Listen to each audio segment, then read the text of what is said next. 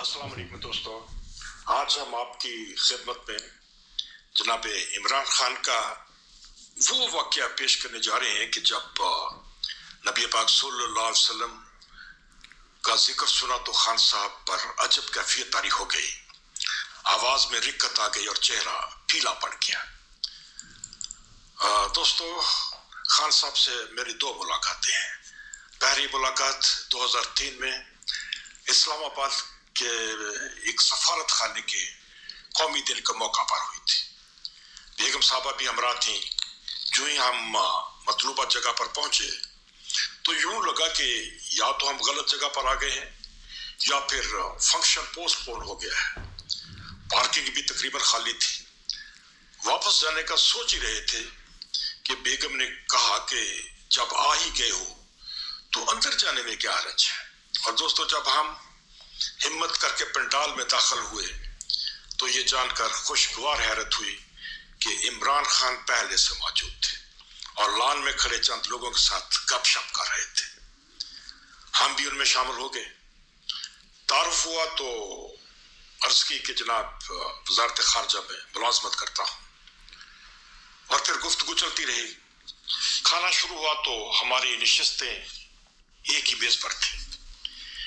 यकजक खान साहब ने एक अजीब सवाल पूछा कि सैयद साहब, फॉरेन ऑफिस की नौकरी के अलावा क्या करते हो? अर्ज की, लिखता पढ़ता हूँ और सीरत सरवर आलम सल्लल्लाहु अलैहि वसल्लम पर मेरी खुसूसी दिलचस्पी का मौजू है, जिस पर 3 किताबें छप चुकी हैं और अल्हम्दुलिल्लाह सदारती अवार्ड भी मिल चुका है। जिस पर खान साहब सीधे होकर बैठ गए। अजब कैफियत तारी हो गई, चेहरे की रंगत बदल गई, आवाज में रिक्कत थी और आंखें गीली हो चुकी थी। कुछ देर खामोशी छाई रही और फिर खान साहब की आवाज उभरी जिसमें कपकपाहट थी। बोले, खुशबख्त हैं वो लोग जिन्हें सीरत सरवर आलम सल्लल्लाहु अलैहि वसल्लम पर काम करने की सआदत नसीब होती है। अगर कभी हमारी पार्टी इक़्तिदार में आई तो हम सीरत के पैगाम को आम करने के लिए कोशिश जरूर करेंगे।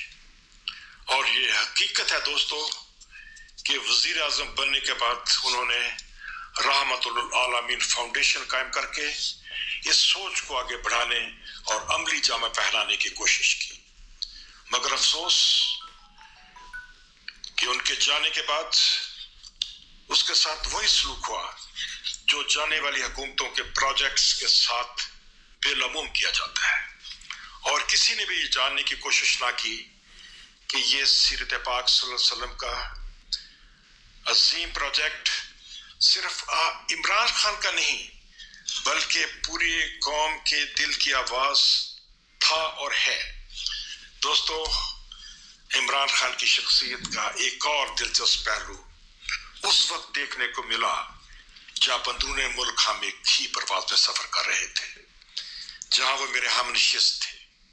जहाज ने उड़ान भरी ही थी कि पार्टी के एक मारूफ रुकन पीछे से उठकर आए और मुझे अपने साथ सीट बदलने की दरखास्त की।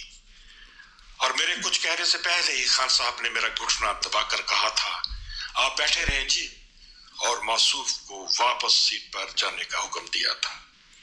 वस्सलाम दोस्तों, अल्लाह आपको खुश रखे।